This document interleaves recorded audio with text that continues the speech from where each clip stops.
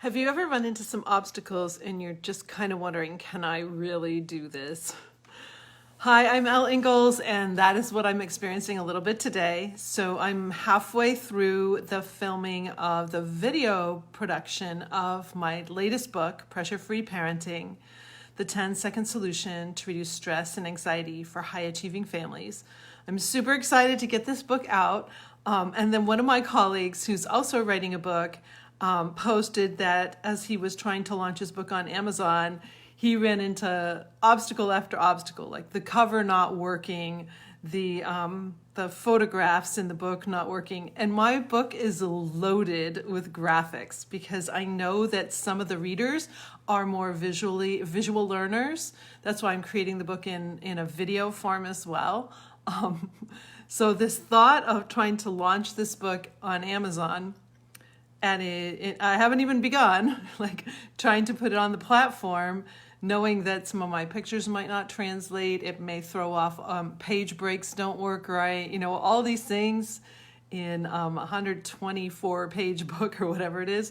So I'm definitely going to be needing your thoughts and prayers as I dig into what it's going to take for all of this to work for me. The book is finished, so that's exciting. Hi, Ruth. Thanks for being here. But like all the stuff that has to happen to, and I'm sure you have a project like that too, where it just takes a lot of stuff to make it all happen. You've got to put all your ducks in a row. You've got to do all that front end work. And I've put in a ton of front end work, and then you'll hit a resistance. Like, oh no, I've got to learn this software now. Oh no, I've got to figure out how to put this book on Amazon with all its wonderful pictures and graphs and all these cool things I designed and built, that might not even translate up.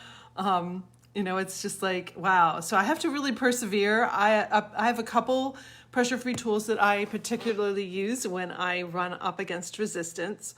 The first thing I actually do is smile, because otherwise sometimes I'd cry. So I smile, and then I instantly go into a slogan. I've got this. I can do this.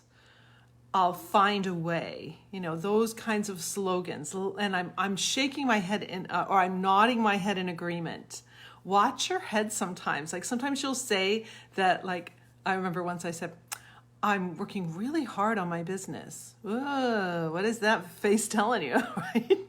So be in agreement. So I'll say, okay, I can do this. I've got this. And then I might look for help. I'll do a little search, like how can I solve this problem? I might step away, or even just like one thing that I do this violin playing too. I just back away from my computer physically.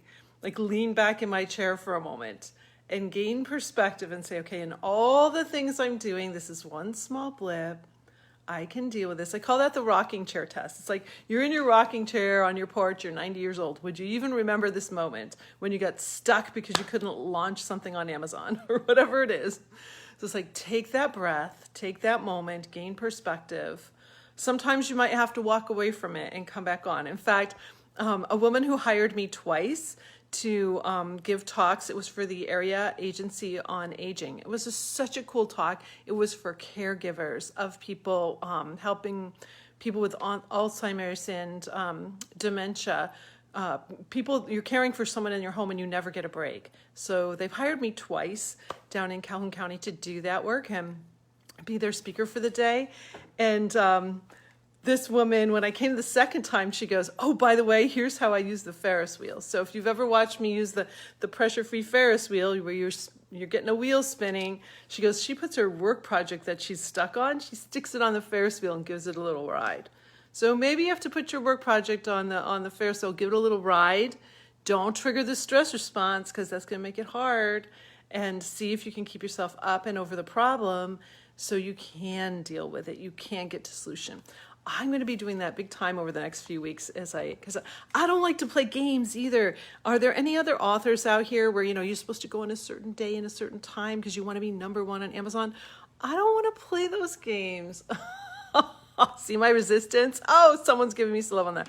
I don't want to play this game. I want my book to be in people's hands because people want it. Like, I want it to be organic, and I know I have to. I mean, I have to let go of some of that, and I have to know that I have to do what I have to do. But anyway, just feeling some of that today, and maybe you've been in projects or done things before where you feel some of this too. So hope my little tips are helpful. Thank you, Ruth, for being with me, and Adrian, Janai, thank you so much for joining me. And I wish you all a great pressure-free day. I'm going to get right back to work here and do some more filming. Why not include the Amazon game?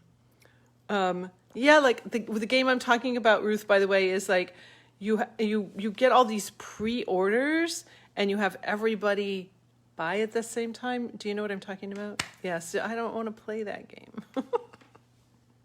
I just want my book in people's hands. But that's a way to get it in their hands, so I have to figure this all out. Thanks so much. Bye.